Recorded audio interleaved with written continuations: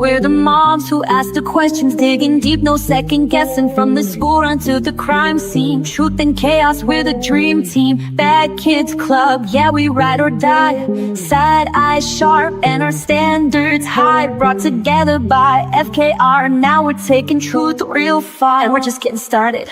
Talk time with Amy Boston and Kelly, spilling facts that hit your belly. Partners in crime, fueled by conviction. Moms on a mission with sharp intuition.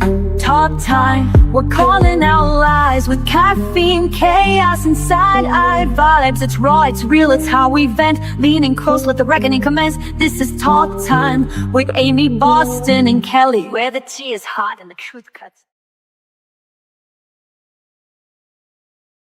Good morning, kids. It's extra early for me to be on here. I've been up since like 6 a.m. and I've been thinking to myself, I wanted to come on here. Hey, Kels. Yeah. I messaged you. Yeah, you do your own thing, baby. If you want to come up, I'd love to have you. What I wanted to do, since I've been up forever and Caden is completely fine, I wanted to do some recaps on a lot of the other cases that Kelly and I have covered. Not a lot of them, but a couple of them, like Travis, the guy who, hey, Mike S. Hey, Bruce. Good morning. I don't know what's going on with my Wi-Fi, by the way. So if I'm lagging, I apologize. We love you, Kelly. Hop up if you want. I know it's hard for you to do live streams a lot like this. So feel free. Okay, no problem, babe. I wanted to follow up on some of the other cases that we've talked about in the past that either there hasn't been much information about it that has come out since. Hey, Drew K, it's good to see you. I know this is last minute. It's last minute. Yeah, so let's jump into it. Hopefully, I can get this going because my internet is being crazy. How is everybody doing this morning? Good morning. Good morning. My guest, always a pleasure. Come on, YouTube. Load. Oh, here we go. All right. So we're first going to start off with Nate from East Idaho News. And this is about Travis Decker. And he does an update with the sheriff, Mike Morrison, who we call the Idaho Daddy. He is on with him and he talks about the case and what's next and what's happening. Let me know if you guys can hear it.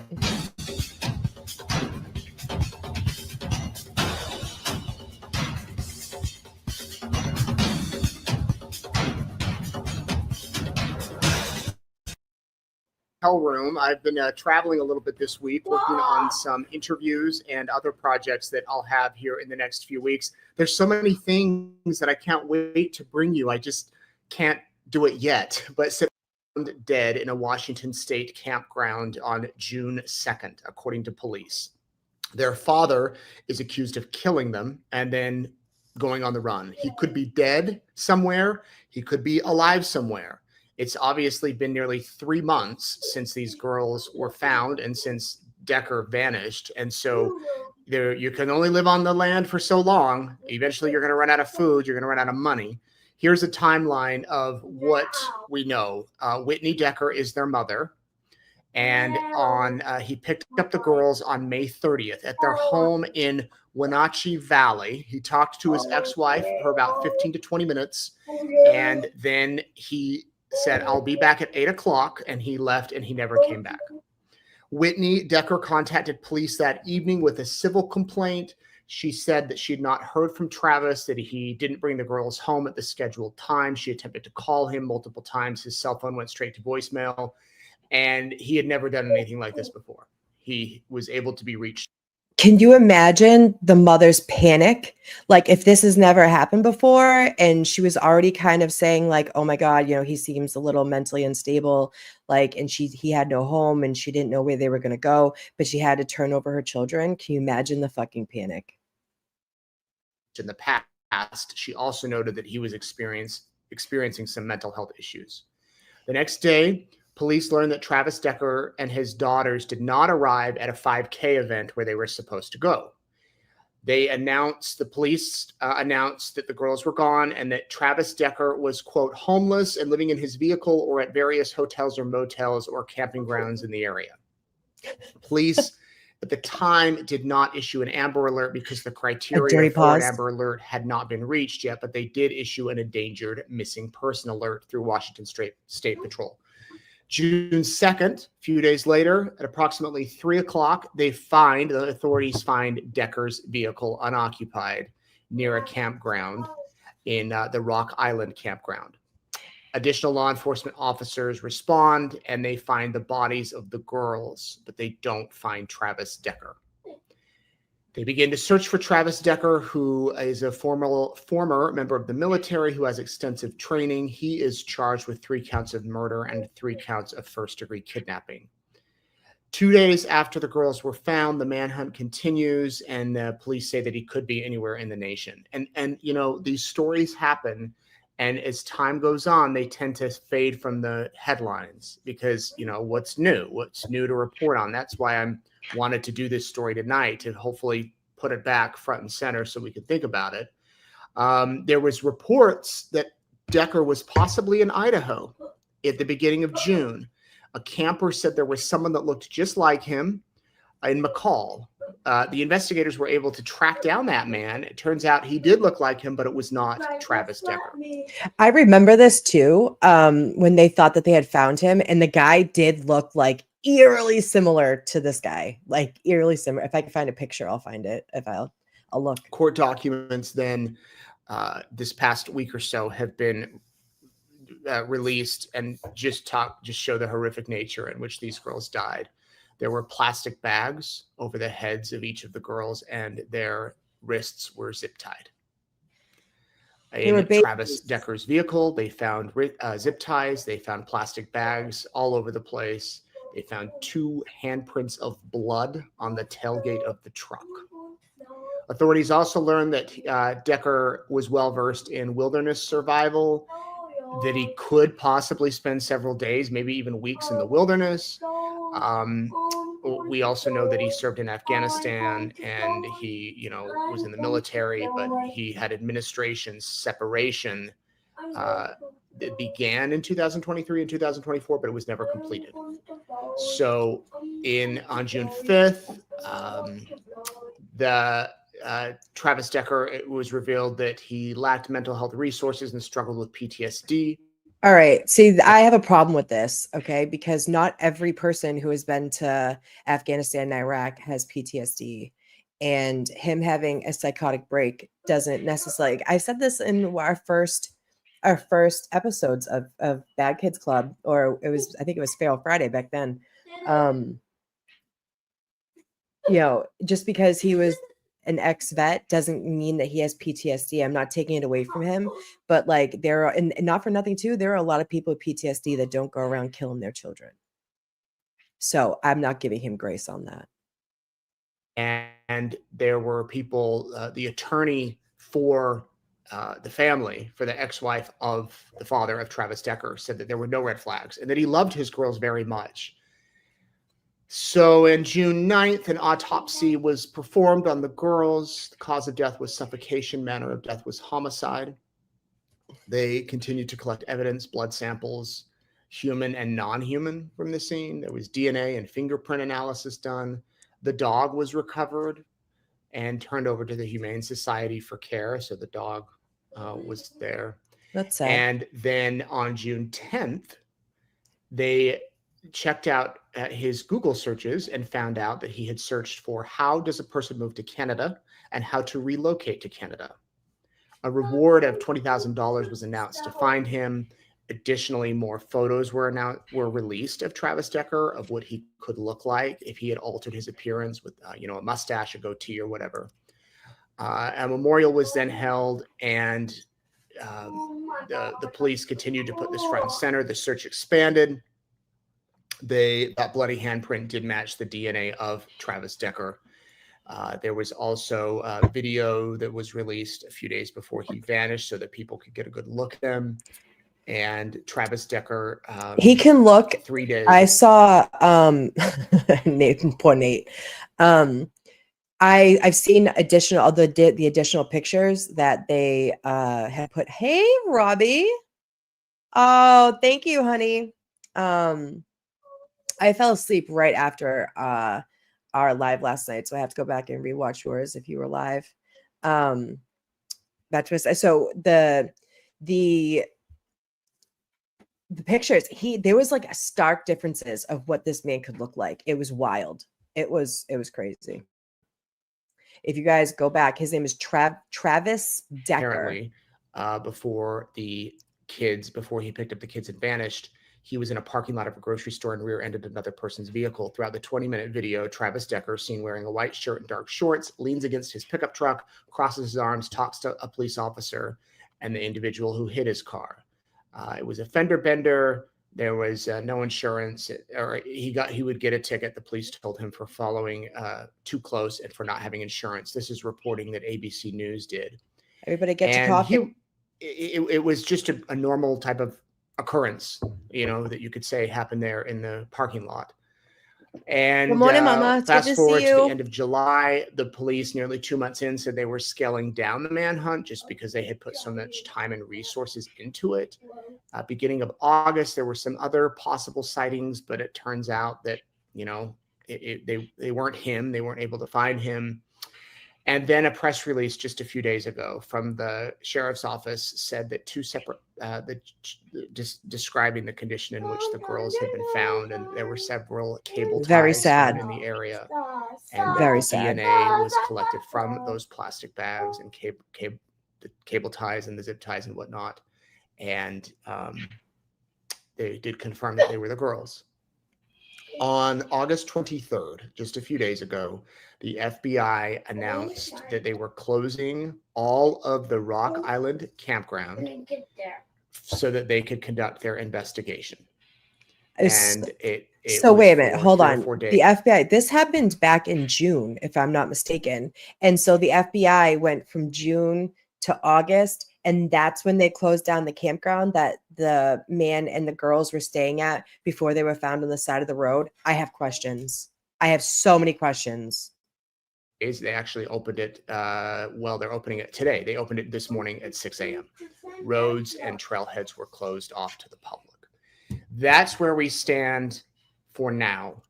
And winter's coming. It's getting cold. If Travis Decker is alive, how is he going to survive out there? It is possible that he could be living in a homeless camp, or something somewhere like that. You just where he could be. No. It's also very possible and likely that he's dead. I know many of you think he's dead, and many of you believe that he took his own life, and like any coward would. Possible as well. But until they find his body, until they find his remains or find him alive, the investigation continues. And I had the privilege today of speaking in depth with Sheriff Mike Morrison about this case. Mike Morrison is the head of this case in Idaho, where the crime took place. He's very easy on the eyes, kids. He's very easy on the eyes and very well spoken. So hopefully he can give us some more information about where they're at. This is a small county, 80,000 or so people live there in Washington, and he was generous with his time. And so here is my interview with the sheriff. Sheriff, if you wouldn't mind just starting off by telling me what's the latest on the investigation? So we just conducted a 2-day follow-up search of the area with the FBI leading that. So we had the U.S. Army's Criminal Investigation Division also involved, U.S. Marshal Service, Port of Seattle, Yakima Police Department. Spokane County Sheriff's Office was also present, the U.S. Forest Service, our agency, And so our detectives, who are still leading the criminal investigation side of it, communicate a little bit with U.S. Marshals that are leading the search side of it. The FBI came in, advised that Washington, D.C.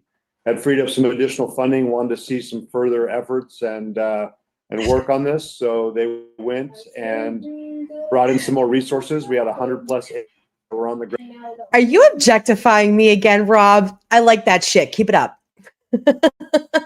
Ground total, brought in some new equipment. AT&T's FirstNet came out with a mobile cell tower out there. We had Starlink for our command post, and then everyone's phones were linked up for a grid pattern search. We initially had anticipated that we were going to cover about a quarter-mile radius, but we ended up getting out to about a 1 mile by half-mile radius search. Just grid through. There were a couple items that we located that have been sent off. We had Central Washington University's anthropology department that is also assisting, and we also had the FBI's crime lab and analysis team out there to also assess a couple pieces of evidence. Primary function is just to make sure that we had it well documented, that, again, we've searched the area. Any other investigative teams that come in the future can show what areas we've already checked. I know that we'll have another operation coming on here in September just to expand out further. We continue to follow up on leads, continue to get emails, tips coming in, and we appreciate those county, state, and federal partners, along with international partners that have followed up on some of these leads.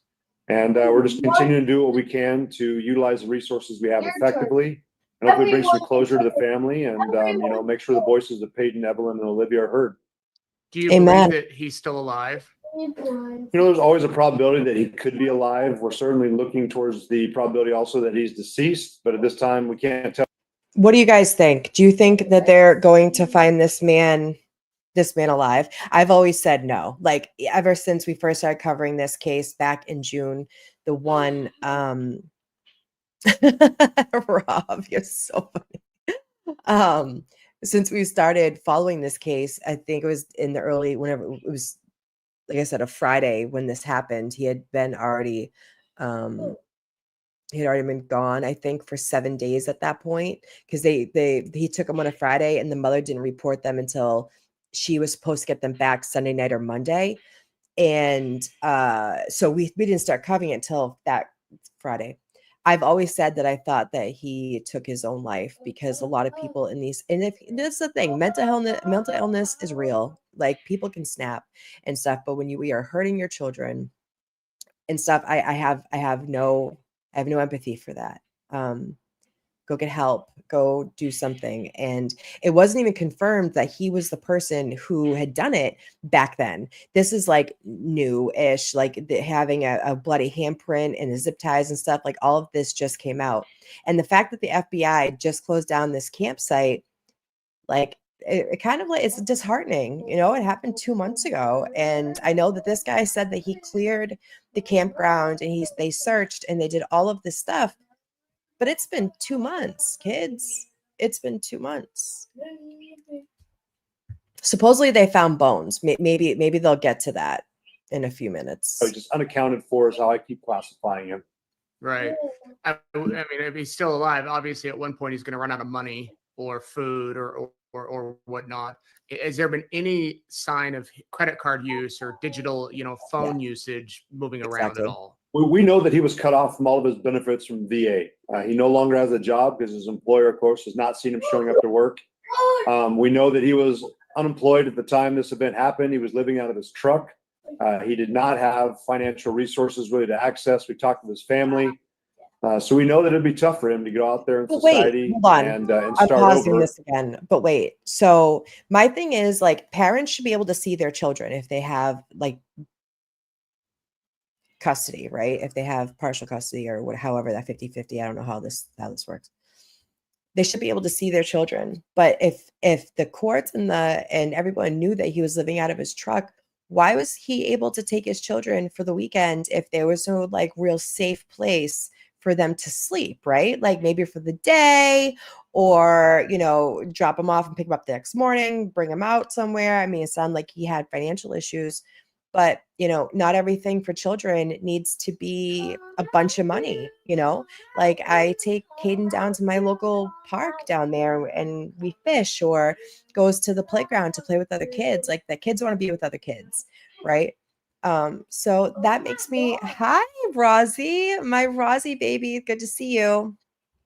This makes me sad, and I'm sure the mother didn't feel good about it either. But if the courts say you have to turn over your child, she can't be an obstruction of justice or obstruction. And what do they call it when you don't turn over your child when you're supposed to? Like, it's just breaks my heart. Also, we've been working really hard to stay in touch with the media to make sure his face is out there. We don't want him to blend in.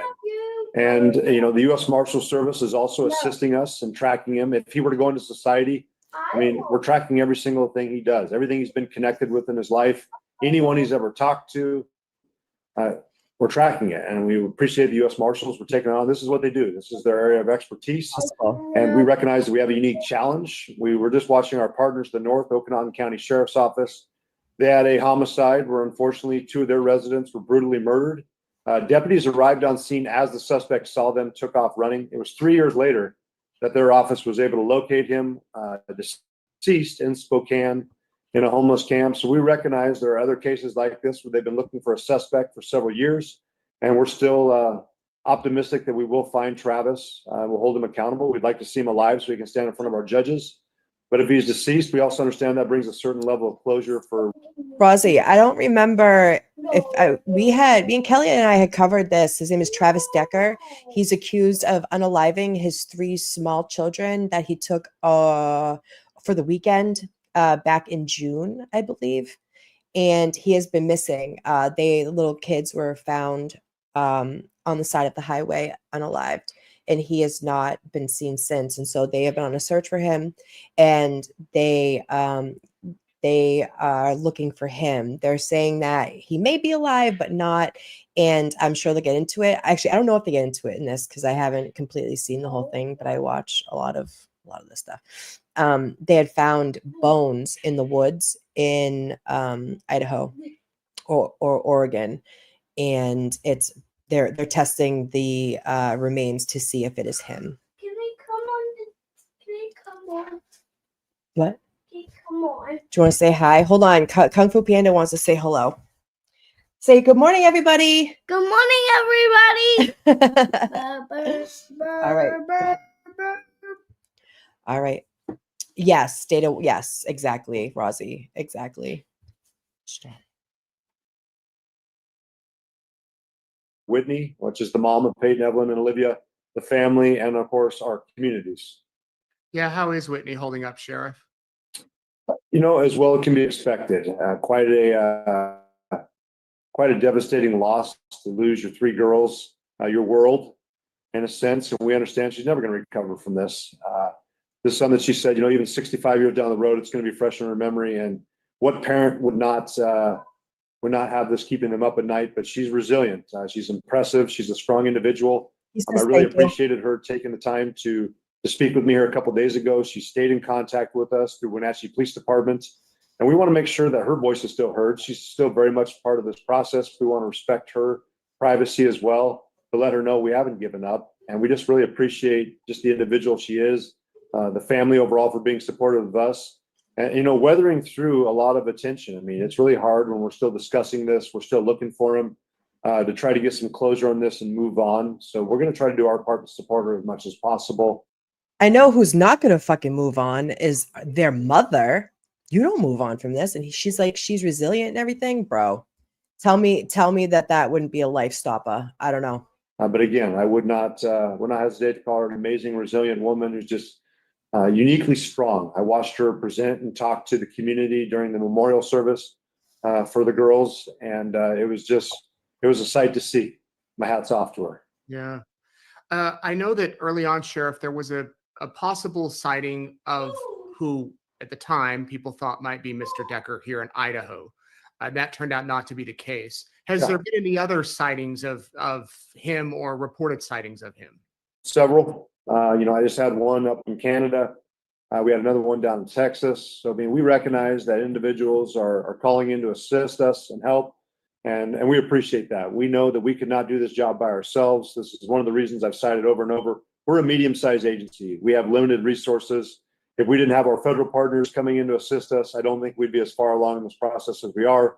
Same with our state partners, with Washington State Patrol, our local partners here, for county and municipal agencies, and most importantly, the public. I mean, if we didn't have those eyes nationwide, we'd certainly be behind the curve. And that's why I've told Travis, if he's still alive out there, you got a lot of people looking for you and gunning for you. So keep running. I will say, you He guys have done a said, pretty good "We're gunning for you." His neck veins are bulging. Yeah, I mean, I'm sure he has a lot of bulge. I don't know. It's a little early to talk like that, but you're a morning person. All right, guys. So that is Travis Decker. That is the man that they are saying unalived his 3 daughters in Idaho and left them on the side of the road, and he has not been seen since. So if you want to and go subscribe to East Idaho News. Nate Eaton is like the best. I absolutely love his content. He is a online journalist. He covered a lot of the Lori Vallow case and all of that. We're going to make a transition now to another case that we've been covering. I actually we covered the last hearing for this, and it was it is out of Georgia, I believe. Don't mark me on this. Oh, hey, Makings. My Patrick's in the house. Oh, you're welcome, honey. So we're gonna go. How many of you guys have been following the Judge Mullins case? Hold on one second. My computer is like not cooperating. Where out of maybe it's Kentucky. Maybe it's Kentucky. The sextortion case where the sheriff ended up unaliving the judge in his chambers as he's like ripping a butt. It was a couple of months ago, and they had been working for a long time together. And apparently this judge was killed by the sheriff. Exactly. Hold on one second. Let me just pause this. This is Court TV that I'm pulling up. They are obviously prosecuting the sheriff for unaliving the judge, but the whole story is wild. Okay, so apparently the judge had been essaying and coercing. They were having sex parties with inmates from the prison. Yeah, shot in his chambers making. Yes. Shot in. Oh, hey, Jay from Hull. It's good to see you. It's good to see you. He was shot in his chambers. And it was come to find out, the sheriff was in a deposition because they were starting to figure out what was happening in Kentucky. And there had already been other sheriffs put in prison for raping female and male inmates. And basically what would happen was a lot of these women would be on drug court, and they would do favors for the sheriff and the judge. And as soon as they stopped doing it or said they didn't want to do it anymore, they would like be arrested again. This is all allegedly, okay? But the story is fucking wild, okay? And if there's even like an ounce of truth to this, like, do I agree that he should have been like killed? No. But I will say that I was watching Brian Enton with one of the inmate victims, and he asked her what she thought about Rob, exactly. He was taking advantage. Listen, I don't care if you're a drug addict, if you're an alcoholic, if you have mental illness, like no one deserves to be treated that way. Not anybody, okay? And these people are people that they don't think that would tell because they're too scared. And one of the other accusations was that Judge Mullins was keeping these women in active addiction by having drugs delivered to them and alcohol and all of these things. So, I mean, this man does not seem like a good person from all accounts. This is all alleged. But we're going to start this out. This is on Court TV. We all know Court TV. and we'll go from there.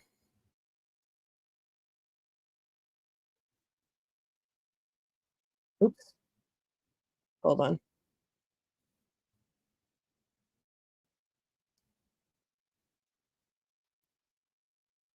About the extent of this sexual misconduct and exactly who was involved in the abuse of female inmates.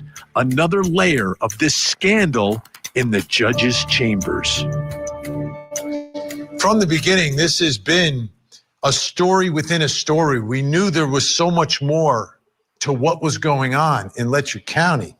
This civil lawsuit was also part of a criminal case for this alleged sexual misconduct, which was no longer alleged because there was a criminal conviction. Like, it actually happened. Hold on. In the judge's Wait, so it was not a conviction against the judge. It was a conviction against another sheriff, but apparently it was like a whole group of them doing it, and they would have sex parties and gather up all these girls from drug court and make them do stuff to keep them out of jail and be able to like keep their kids and all of this stuff. So it's not a conviction against this judge, but the judge was a part of it. And it was said in the conviction of the other sheriff's deputy or whatever, that he was having sex with these girls in chambers. Chambers. The same chambers where the sheriff shoots and kills the judge. Take a look at this. In 2022, Steins was listed as a defendant in a lawsuit regarding one of his deputies. Former deputy sheriff Ben Fields pleaded guilty to raping a woman on house arrest that he was assigned to monitor. According to court documents, the victim claims that when she couldn't pay for her ankle monitor, Deputy Fields proposed an arrangement. The plaintiff alleged Deputy Fields took off her ankle monitor, and in meetups that followed, he forcibly had sex with her at the Letcher County Courthouse using threats of arrest to coerce her. Like, does it get any worse? Like, we think Massachusetts is bad. Does it get like any worse than this? Like, okay, so I can't afford the ankle monitor that you're forcing me to wear. So what I'm going to do is tell you that I can't afford it anymore. And instead of just like going to jail, which I'm sure the girl didn't want to go, he's going to make her sexually perform for him to not get in trouble. And I have questions down south, to my down south people. Do you guys not have like probation officers and shit? Like, why is this guy overseeing her probation and ankle monitoring? I have questions. Anyone down south? Now, the plaintiff in that civil case, which came after the criminal case, also sued Sheriff Steins, alleging negligent hiring, training, and supervision of Deputy Fields. Now, let's go back to the location. Where is this taking place? It's taking place in the judge's chambers, the scandal. Which brings us to the first question in our investigation, which is about the judge, the victim of the shooting. Was Judge Mullins involved in the sextortion scandal? The scandal involving a deputy in his chambers. So hold on. So I think I already stated this, but I'm going to say it again. So the sheriff Mickey, who was the one who ended up pulling out the pew pew and shooting him in chambers, he was deposed for allegations against Judge Mullins, who he had known for decades, 2 days before that. And he was pissed. Now, it was said by some of the victims that they all knew what was going on. Like, everybody knew. Okay. And Mickey may have been one of those people that knew. And I don't know if he was part of it, but I do know that after this happened, he was scared for his daughter, his teenage daughter, and his wife. Why? Because of what he knew everybody knew. No one knows why he was scared about the daughter and the wife yet, but I'm sure we'll find out at some point. Let's keep going. All right. Here to help answer that question is former inmate Taya Adams, who's been speaking out about the alleged sexual misconduct by Judge Kevin Mullins himself. Taya, first of all, thank you so much for being here. And thank you for being strong enough to talk about this stuff, because a lot of people would just want to erase it, run away from it. And we appreciate you coming on here. Did we lose her? There she is. Okay. Hi, I'm Callie. sorry. Oh, I don't know what just happened. My phone went nuts. okay. So this is the inmate that also. Hi, Callie, my lovey, my beauty, my girl. This is the inmate who also spoke to Brian Enton, where I was getting some of the information I was rattling off earlier. So she's one of the judge's victims. That's okay. All right, Taya, first of all, let's talk about the judge. How long have you known, or did you know, Judge Kevin Mullins? Since I was 16. Okay, what was the context of you meeting him when you were 16 years old? I had a position at the Commonwealth Attorney's Office. My sister worked for him, for Edison Banks. And Mr. Mullins was the assistant Commonwealth Attorney at the time. And I had went over to his office to learn how to take a deposition, the first encounter that I had with him. So it was an employment situation? Yeah, kind of. But like I said, I was underage. It wasn't really a formal job. It was kind of like just informal training for me. Okay. In office management, filing, things like that. Yeah. And what happened at 16? At some point, did this become what we're talking about here, inappropriate behavior? The first time that I was alone with him. Hi, Yeah, Wayne. the first time I was alone with him was the first time that he was inappropriate with me. And he had me give him oral, and he paid me for it. And he told me to clean myself up. Can you imagine? She's 16 years old. Okay, why? Okay, hold on, wait. So why are 16-year-olds involved at giving depositions in Kentucky? Like, can we just start there? Two, she's 16 years old. He is a prosecutor, not even a judge yet, with all the power, and he is already essaying her, telling her to give the blowies and to clean herself up. What a piece of shit. And not to tell anybody. And he said, clean yourself up. What do you mean? And Does he that mean just like, began.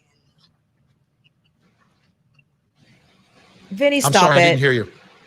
His bodily fluids? Yes. Oh, okay. I was there. I had my top down.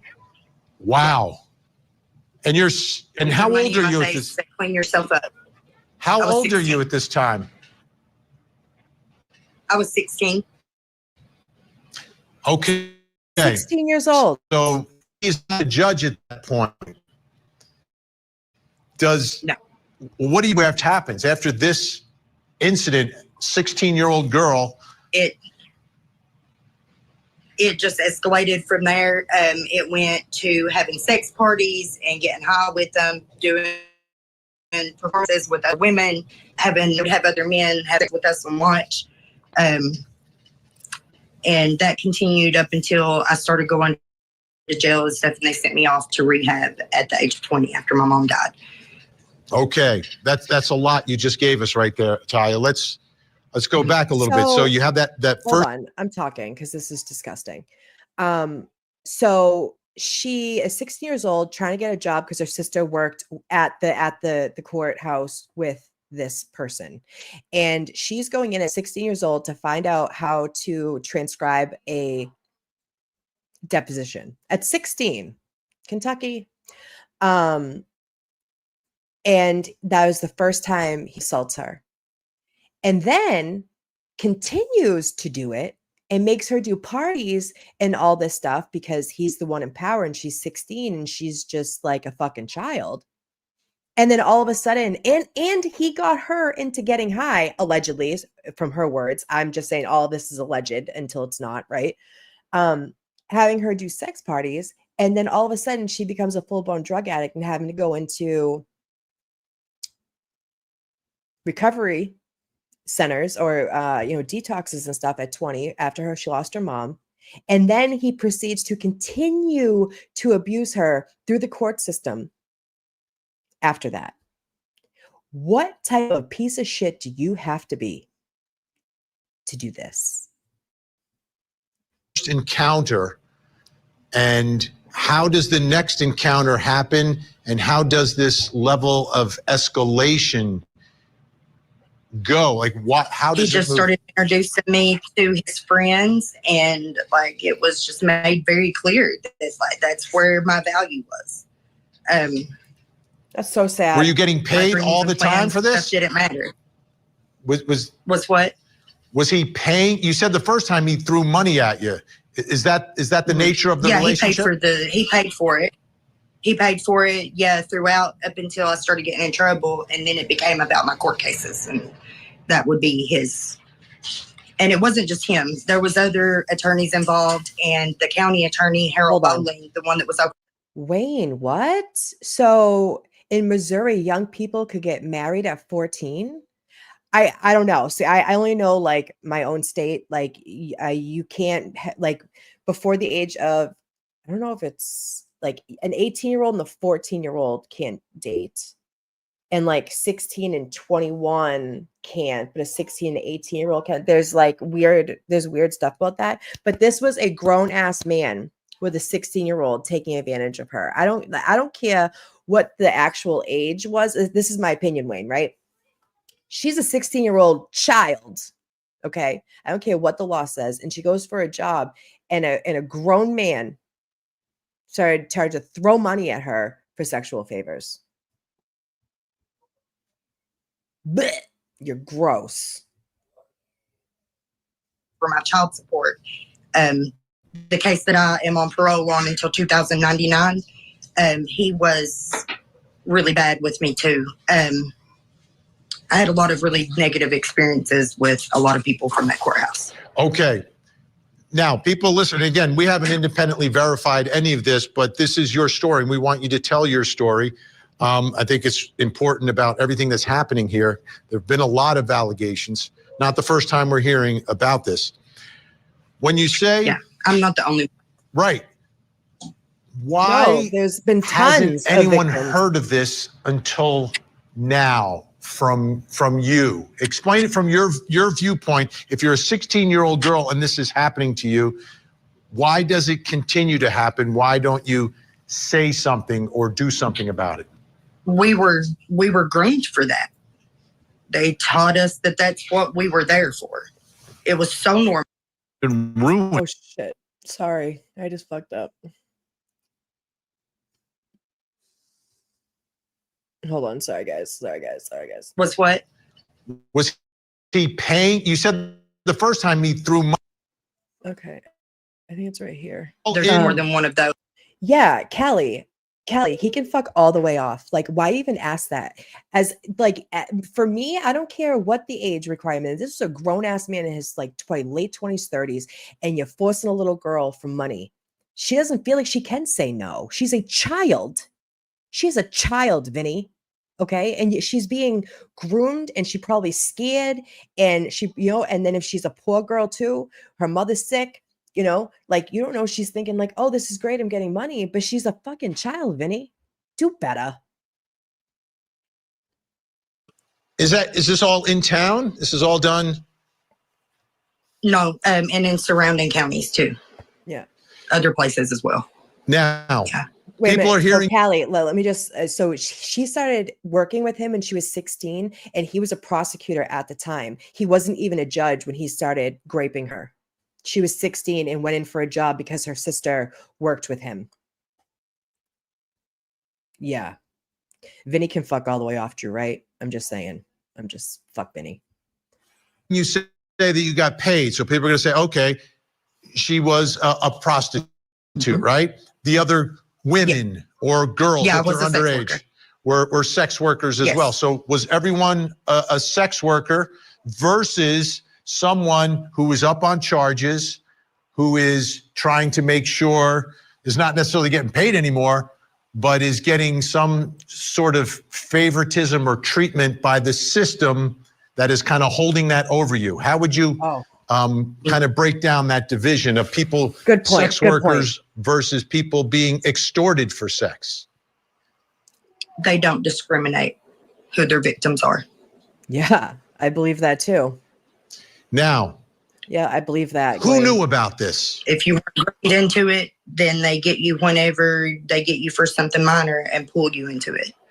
Or CPS, they'll use CPS to remove your children and then use your kids to make you do what they For want you to do. leverage. So what you're saying, what you're alleging here is that it goes beyond the drug court program, right? Where people who are unfortunately addicted to drugs and they're trying to get treatment and, you know, maybe getting out on ankle monitors, et cetera. It's not just the drug court. You're saying it's a wider spread problem here? Yes. And they would, they use the ARC program as well. And they have people that would like come out and get people to relapse. Like this is all documented. It's already proven that they've been doing this for a long time to set people up and get them back in trouble with their probation and parole and stuff. And then we just recently found out that they've been extending people's parole sentences even after your time is served out. They're extending your parole indefinitely. Can you imagine? I know that in this county specifically is like drug ridden. And it's really sad. There are areas like that. Has the sheriff pled? No, he's fighting his charges. He is fighting his charges. He's going to trial as far as I know. I don't know if he's going to like pull a Koberga, but he is right. Right. I mean, everyone thinks that like he knew what was happening. And instead of like doing something about it, because he was probably scared, these people preyed on all of the vulnerable people in there, like for their own pleasure. You're fucking gross, okay? And maybe Mickey was afraid, I believe, that they were going to go after his wife and daughter. And he was pissed that he had to be in a deposition. Because you know what, too, like even if people don't know, they turn a blind eye, right? Because maybe this sheriff, no, I don't think so either. I think he's going to go for it. You turn a blind eye to what's going on.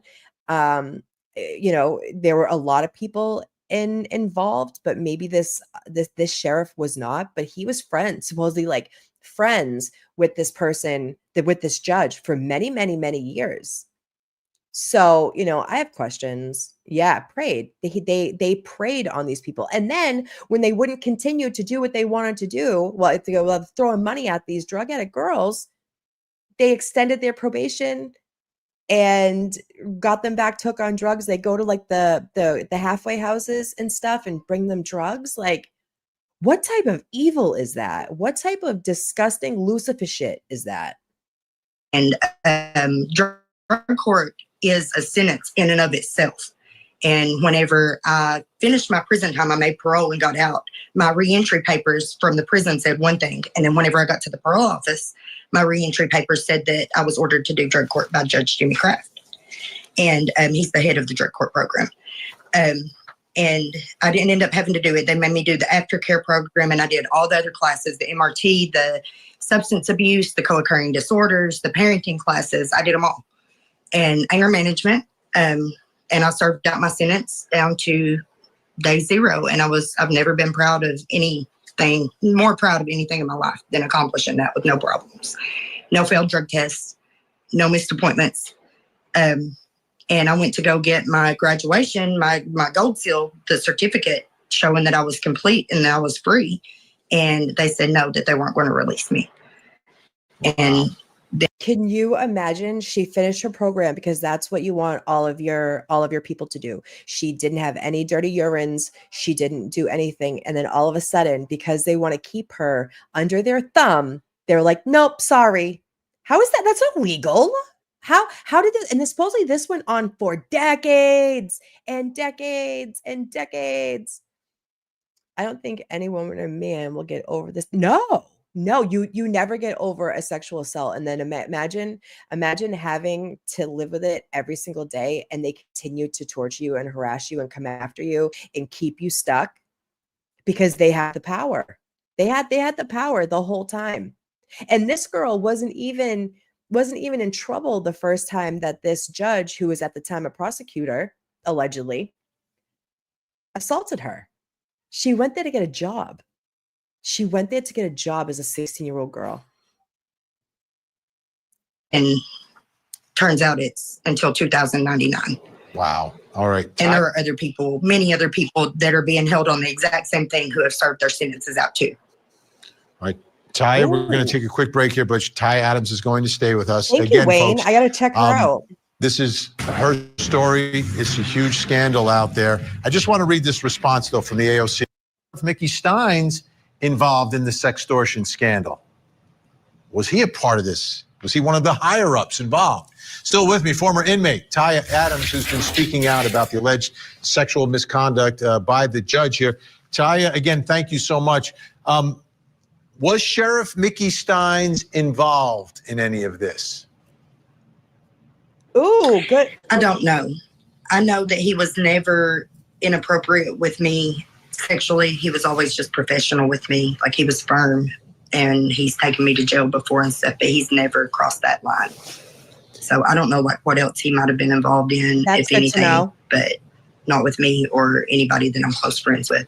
Okay. Now, from your perspective, is there any way that the sheriff of Letcher County wouldn't know about?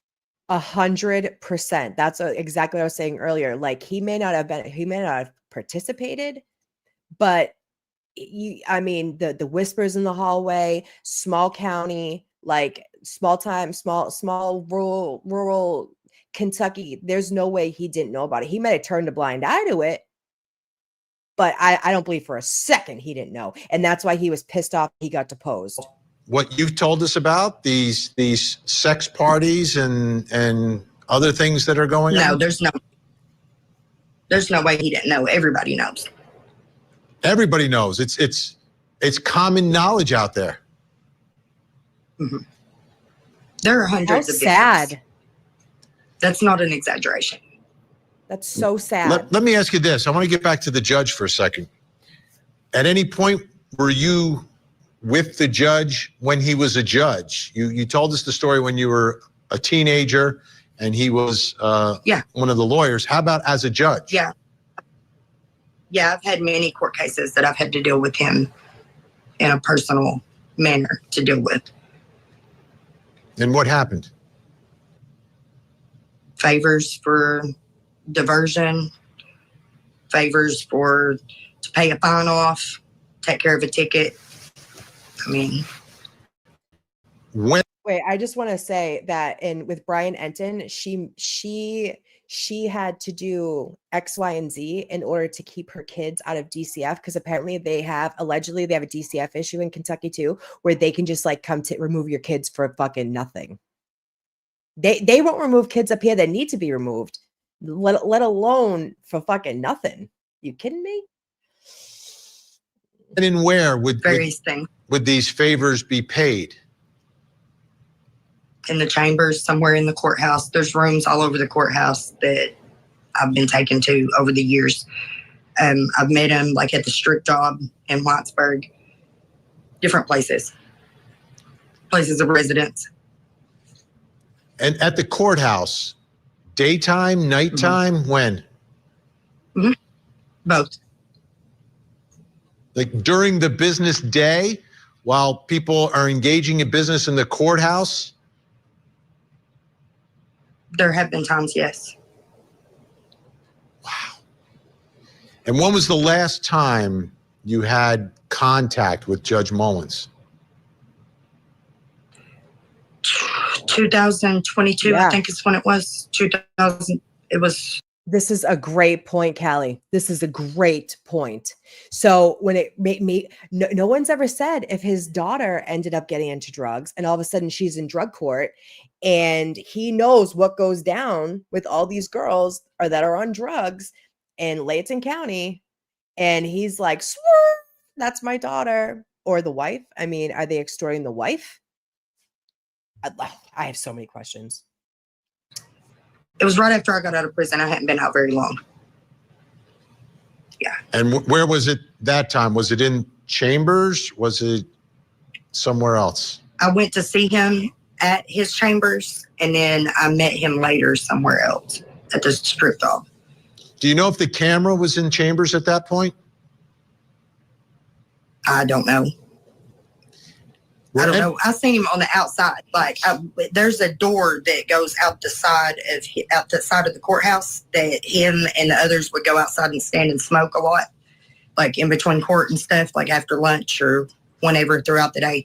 And that's where I met up with him that day. That last time I saw him there at the courthouse, I didn't go inside other than to be in the courtroom with my daughter. And then I spoke to him. Can you guys, does anyone in chat know, is it normal for there to be cameras in a judge's chambers? Does anybody know? Because that seems like that's questionable too. Like, did it have audio? You know, they're like, hey, pulled a Diddy and was like, hey, we have videos of you guys. Keep it up. I spoke to him before and after outside, and then I met up with him later on. Let me ask you this, Ty. What was your reaction? What went through your mind when you heard that the sheriff had shot and killed the judge? Because finally somebody has to look and see what they're doing here. They can't look away anymore. We have a chance to get help. Are you involved in any civil lawsuit or anything at this point? No. Has Same. anyone from the state? I just want Same. my freedom, and I want these people to be able to get their kids back and have a better chance at a future. We just want our freedom. This is a good point, Wayne. And thank you. I just subscribed to Hillbilly Crime, and I'm going to watch all of her stuff today because this case, man. But Callie just said, you know, I am a part of that club, honey. I can't that's why I think like this comes like really close to heart, because there's been so many times where I could have been in really bad situations and like this didn't happen, right? But it could have, I guess. This is a good point that Wayne says. The judge had the sheriff's daughter's phone number in his phone. And I think in the video of him unaliving the judge, he asked to look at the judge's phone and then got up and shot him.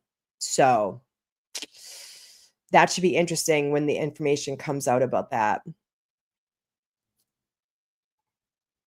I think is to protect the ex parte and protect the. Yeah, okay.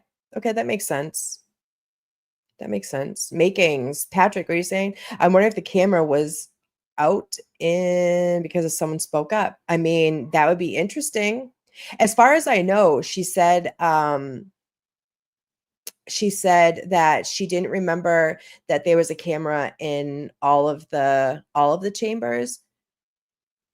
But I mean, wouldn't it be a problem if because you're saying that it would erase any video, but that doesn't mean that it does. And so you're taking attorney-client privilege if there was inmates in there or the judge and it seems questionable. I don't know. I can't imagine that being like normal practice, but maybe it is. I don't know. We'll have to. Can someone Google it? Yes, honey. Yes. Do you think that the sheriffs and everybody just go hang out ripping butts in chambers on a regular basis? Are you kidding? What is happening? Kentucky. Oh my God. Yeah, go sub up to Hillbilly Crime. She has all the tea on this case, and I plan on doing that after I close up shop here. That's a good point making, by the way. Yeah, wow. Oh my God. And our kids, we want to be able to rebuild and to heal.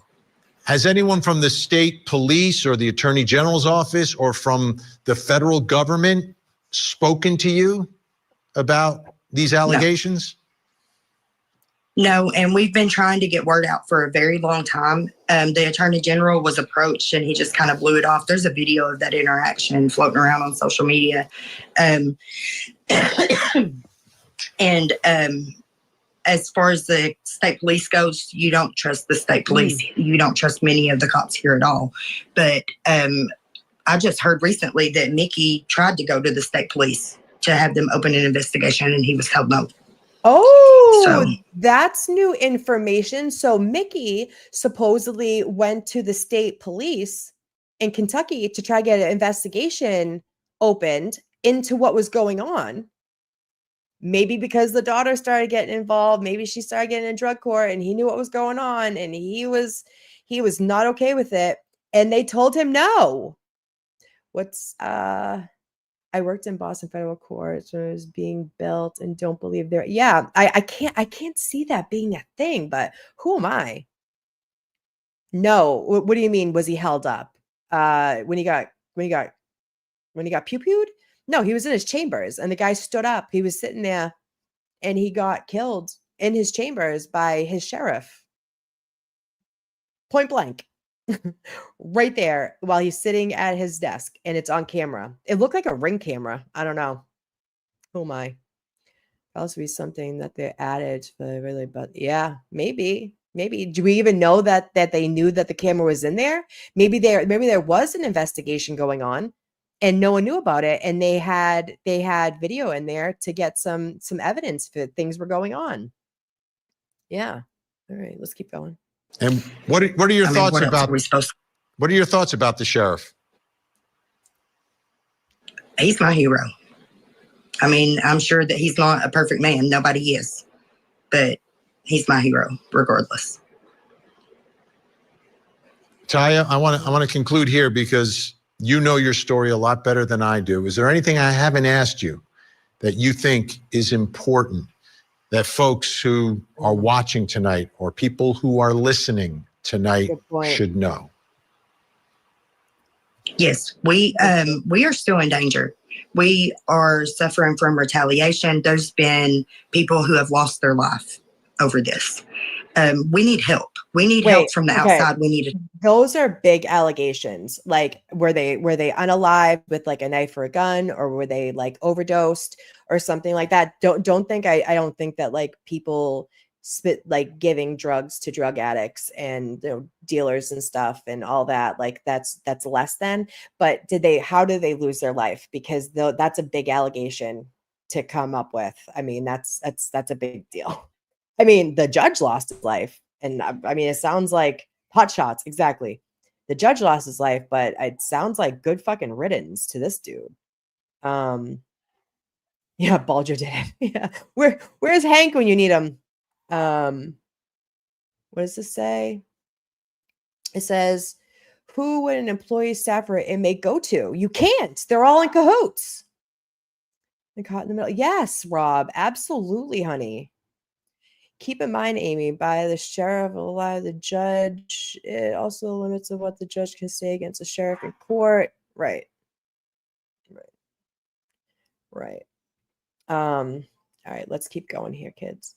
Yeah, no, I'm not surprised at all. I mean, am I lucky that when I was like out using that we didn't have this going on? Because these people, they sound like the biggest gang of thugs you could possibly have. And then they're getting into power of like being a judge. And then you have all these people working under you. And what are these girls going to say? Because not only is a poverty ridden area from what I've heard and I've read, but these girls are addicted to drugs. They probably don't have homes. They probably don't have money. They're looking to support their habit. And even if they are a willing participant in going to meet these guys, she wasn't a willing participant at 16. I don't care what the law is in Kentucky. You can marry a first cousin at 14. She was a fucking child at 16 when he started abusing her. And I'll never be okay with that. Debbie Davis was murdered and sister got a hot. Right. The family just show up where I worked in Caddy and started to show this girl for God, these people are and that's in the beginning when they're the good guy, and all of a sudden they turn into fucking douchebags like this. Yeah, especially if they're underage, like this poor lady at 16. And then but the thing is too is like she didn't say that she was a drug addict at 16. She said she went to her first detox at 20. So was it a direct connection to her being assaulted and then bringing into all these sex parties where Judge Mullins was doing drugs with a child? Is that how she ended up in her first detox? I don't know.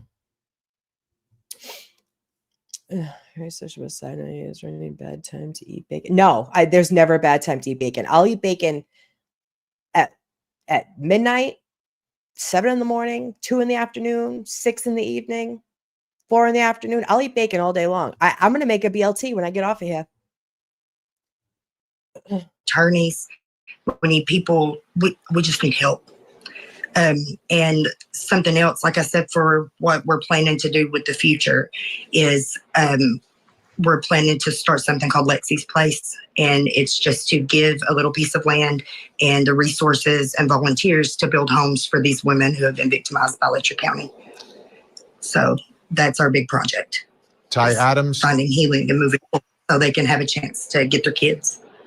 thank you for sharing your story. Please stay safe, and we may be speaking to you again, because this story, I think, is just beginning. Ty Adams joining us tonight. And again, folks, I have to. All right. So we have that. We have that so far.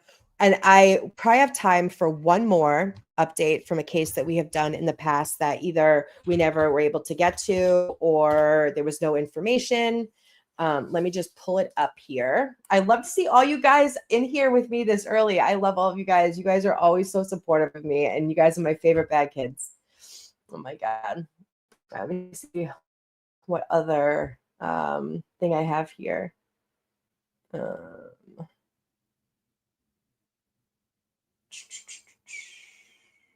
Why don't we end with some Koberger of how he filed sexual harassment charges in his new home, the Idaho corrections system. Once it pulls out, I don't know what's going on my internet. It's like all just, I'm not hardwired because I work from home, and it's just, I'm not a cool kid. Okay, so this is Brian Enton. He has his own channel now. He is from I think it's what is it, Headline? Not Headline News. God, I can't think of it right now. But anyway, he's a journalist, and he is normally on a mainstream media, but he has his own YouTube channel, which you guys can go and check out. It's Brian Enton, Entin, and he has amazing coverage of everything. And so he put out a video the other day that we can go over that is about Bryan Kohberger, and he's unhappy where he is. Boo fucking who. And he's upset with the food because your boy is a vegan, and he's afraid of getting all that fat weight back. And he is getting sexually harassed by the inmates. Oh, aren't you just devastated for him? Don't you just feel so bad? You murdered 4 kids in their sleep, like the fucking boogeyman, and you pled guilty to it. And he's upset that the lights are on, and that, yeah, did he complain about the who cares? Like, you're in state custody. Like, you're not getting filet mignon and fucking tofu, Bryan Kohberger. Yes, thank you. If everyone could like and subscribe, that would be amazing. That would be amazing. We have fun here. Yeah, put him in General Pop. Exactly. Like, why is his life being saved more than those 4 kids? I'm still floored that the state of Idaho wanted to take down that house, and they did. And they did before we knew Bryan Kohberger was going to plea. Like, you took the house down, and they were talking about having to like make home models, and yeah, he wanted something. He wanted something. I mean, is he still vegan? They at the jail he was at, I'm not sure about the prison he's at the jail he was at, they gave him vegan meals. What? I wouldn't give him shit. Yeah, I wouldn't give him fucking shit. Yeah, they tore it all down. Yeah, he's not getting. I would tell him. I would give him bloody beef for the rest of his life. just Atkins diet. But that's just me. That's just me. Hold on. I gotta share my screen here. All right, kids. We got one more in us. I really today. But while I was flying, I got the reports from the Idaho Department of Corrections regarding Bryan Kohberger's complaints. Remember, we had reported, we knew that he was complaining about conditions and things like that. Well, now we have the actual reports, which are interesting to read, and some of them are actually handwritten by him, which I'm like. I like this. Okay, so I believe that there is like a degree of like if you have like a small charge, like if you're not like a murderer of 4 kids in their sleep, that like if you are Muslim, or if you are of Indian descent, and you're not Muslim, or whatever the case may be, right? Like that you should be granted that luxury, because that's what it is. It's a luxury.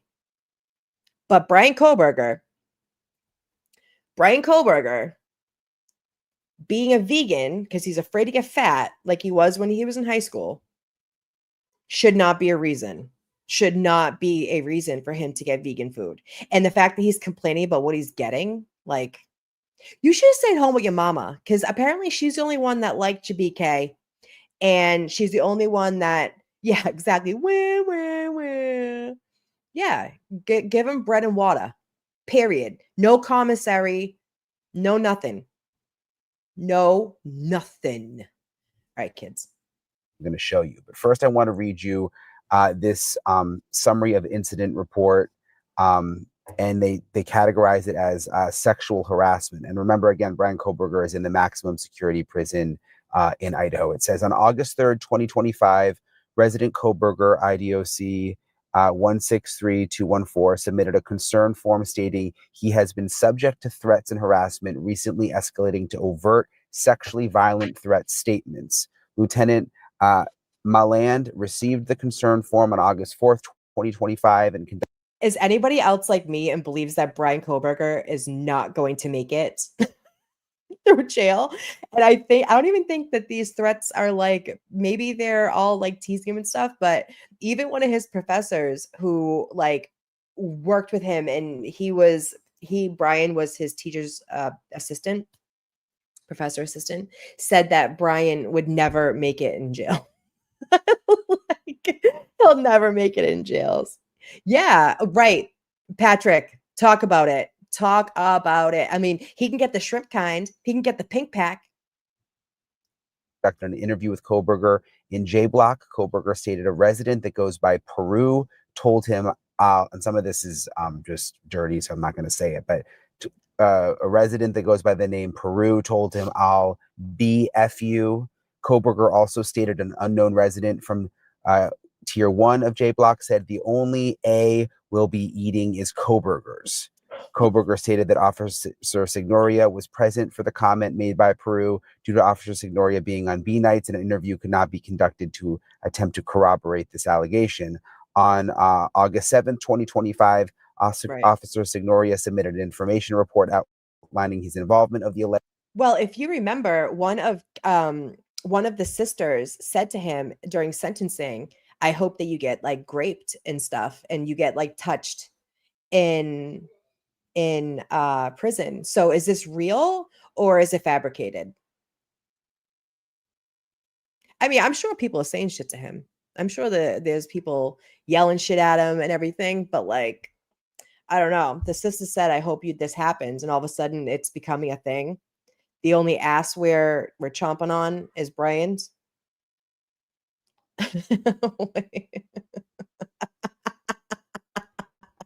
Rob, oh my God. Incident, Officer Signoria recalls vulgar language being used and directed towards Kohberger, but could not identify who said what. The allegation is substantiated, but due to no aggressor being able to be positively identified, and Kohberger saying he feels safe to remain on Tier 2 and J Block, no further actions were taken. The delay in the 105 submission date and the report date is due to collecting all the information to ensure proper action could be taken. So that's the first report that we got. These other ones are handwritten here. This one is written by Bryan Kohberger. This has to do with, I think, to do with food. It says, I have on several occasions not Hold received. on. Wait a minute. What does this say? BK has all his paperwork on his case because people who are in jail get to have their paperwork, and everything's so sick. People like him can yes, right, absolutely. And I hope that's how he gets it. I hope that's how he catches it. And not for nothing, like I'm pretty sure, like, not that like we're not getting a lot of information about his case now that like all the dumps are happening and stuff. I will never show pictures of the crime scene on here because I don't want to upset the family. I've read a lot about how they don't want them to be viewed or whatever, and I don't think we all need to see it. This is a lot of what we're hearing, but he has all of his paperwork, and you know that he's studying it because I've heard on several different like Brian Enton that he was watching all of the coverage on his case on the TV because they would have it on, and that the only time he would be not absolutely obsessed with his own case and wanting to like psychologically like just unwrap people about it is only when his parents or his friends were brought up. That's the only time he wanted his own case to be shut off from the TV. And like, why were other inmates like able to listen to his case? Because I mean, that can be a huge problem too. Not that everybody in that area didn't know who BK was, but at the same time, like, why are they allowing him to get off on it? I don't know. Because you know that's what he's doing. He's getting off on all this. But for him to say the things about the sexual harassment after Kaylee's sister said that she hoped he got raped at the sentencing, pussy. All items of food on my tray. I addressed this during service and have yet to receive any replacements. In fact, the kitchen is not even called. The policy book confirms, and then it says items missing. Sorry, the handwriting is not good, which are pointed out at time of service will be replaced. I wish to, without exception, receive these replacements. And then it says, I've tried to solve this problem informally by addressing the issue with staff at the No, he writes like a serial killer. time of meal service. I suggest the following solution for the problem. I wish for the items to be called for and items replaced when this occurs. The nutritional standard is not being upheld unless I have my full tray. And then you see where Brian Koberger signs. And the date of that one was on July 31st, 2025. So he's complaining about poor Brian. getting the food he thinks he deserves. And then this one is from July 30th. As I continue the SPI phase, I wish to discuss if I may be transferred to another, I can't tell what this says, ACSEG setting as B block, not engaging in any of the recent flooding, striking, as well as being subject to minute-by-minute verbal threats. Again, the handwriting is not good. Harassment. 2 of J block, and it's an environment that I wish to transfer from. If possible, I request transfer to B block immediately. I wish to speak with you soon. Looks like he's trying to talk to the deputy warden here, Deputy Warden Dietz. When he talks about flooding, striking, so when I was there, remember I did the tour of the prison before the sentencing. There was a strike going on. There were two, like basically the way it was explained to me, 2 gangs in the prison, and they were striking. Yeah, mad zebra case. Like by not eating. It was a food strike because they wanted to be with their gang members and they had been separated. The whole thing was really bizarre. So I think that might be what he's referring to when he talks about flooding. I was told when I was there, sometimes they have to turn the water off because there are certain inmates who will try to flood their cells to like protest things. So he may be referring to that. And then the staff. Like, oh well, Brian, you made your bed. Now you're going to sleep in it. Now you're in prison for the rest of your life. And you know what? It's not going to be comfy and cozy. You should have thought about that before you went to 1122 King Road that night. Or even before that, when you were stalking those poor girls and you were doing all that fucking, you are a criminal. You are where you're supposed to be. You pled guilty to this, Brian. You pled guilty. Yeah, they stuff their toilets and then run the water, or they stuff their shit and then it like makes a mess. And he doesn't like that because it goes against his OCD. He's like, you're fucking up my shoes. You're fucking up my jail slides. Section here says Mr. Koberger on any tier There are sometimes disruptions to operations, such as residents flooding. Again, I saw that when I was there at the flooding. On J2, it is a relatively rare occurrence, and J2 is generally a fairly calm and quieter tier. I do not think that B block would be any better for you. Give it some time. So they're telling him to give it some time. And the way it's set up there, when I went to Get used to prison, it. he's in solitary confinement, so you're in this cell by yourself, but you can hear the prisoners from other cells. So when he's saying that he's received threats, maybe he's just yelling from other cells, or sometimes when they're taken out, they'll pass by other cells or they'll see each other outside, even though they're kept totally separate. So that's what he may be referring to in terms of saying he's receiving threats, but he's not like in the room with anyone else. So he's not physically threatened because he's in isolation. So he's been complaining, which is, it is Not what a it is. shocker. Not shocking. And also, I wanted to give you guys an update. Well, there really isn't an update, but you remember the video that was that was leaked. The video that was leaked of Bryan Kohberger inside the prison hasn't fully been authenticated, but we know didn't come from Ada County Jail, didn't come from Latah County Jail, and the prison in Idaho acknowledged that they are now investigating, that they would even take like people could be criminally in trouble who work there who may have leaked out that video, and they are investigating. I followed up with them again today to see if there was an update on the investigation. They figured out who leaked the video, and they said there's no update that they can report at this point. So I'll stay on top of that. But so that's interesting. The video is not AI, and it was actually a person taking a video of the security camera from his segregation cell. That's interesting. Everyone kept saying how it was AI and it wasn't real and blah blah blah. So now we know it's real. it's kind of interesting. We're getting these reports out of prison. And I'm going to get on the road. I'm headed to the prison. It's where the Menendez brothers are. It's outside. All right. Kids. I loved our Sunday morning coffee together. It's 11:30. I've been on here for an hour and a half. I'm going to go be a mom. And my kids already. Yeah. There are more rights in prison, Patrick. There are. Like, he's getting treated better than the kids that he murdered. That's for sure. Those, like, their family has been rocked, not told anything. The parents were shit on. And now he's complaining that it's too loud, it's too bright, and he's not getting his dinner on time. You can fuck all the way off with that. Yeah. Yeah. All right, guys. So maybe tomorrow I have off, and maybe we will do another 10 a.m. coffee together. We'll see. We can go over I have a lot more clips. I can't continue today, but thank you all for hanging out with me. And if you're on X, come over to YouTube. We're at Talk Time with Amy, Boston, and Kelly. We do true crime of all sorts, and it's just opinion commentary. We talk shit, and our chat is the absolute best. Also, if you don't see me tomorrow, we have the Adelson trial. Oh, hi, Sandy. Sandy, tomorrow, come hang out with me. I'm going to do another live around 10 a.m. We can have coffee together and go over some old cases that we've covered that weren't able to do updates on and stuff. So it's going to be fun. We had fun this morning. Thanks all for hanging out with me. And like I said, Tuesday, we have the Adelson case. The state has rested. And so hopefully we either get Charlie or Donna. Oh, we got Natalie. Hey, baby.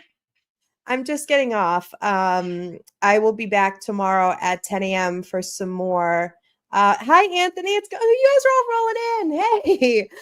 Tomorrow, 10 a.m., I'm going to do some more updates of the cases that we've been following that we haven't been able to give the proper attention to. But if everyone could subscribe, and comment on the video, that would be amazing. All right, guys. We'll see you tomorrow. Bye. How am I supposed to say that? Talk time with Amy in Boston and Kelly. Time with Amy, Boston and Kelly. Talk time with Amy, Boston and Kelly. Talk time with Amy, Boston and Kelly. Talk time with Amy, Boston and Kelly. Talk time with Amy, Boston and Kelly. Talk time with Amy, Boston and Kelly is a member, y'all. To the Gene Deal Show. Talk time with Amy in Boston and Kelly. Talk time with Amy, Boston and Kelly. Talk time with Amy, Boston and Kelly is a member to the Gene Deal Show. Oh, thank you for your membership. Talk time with Amy and Boston and Kelly on the Gene.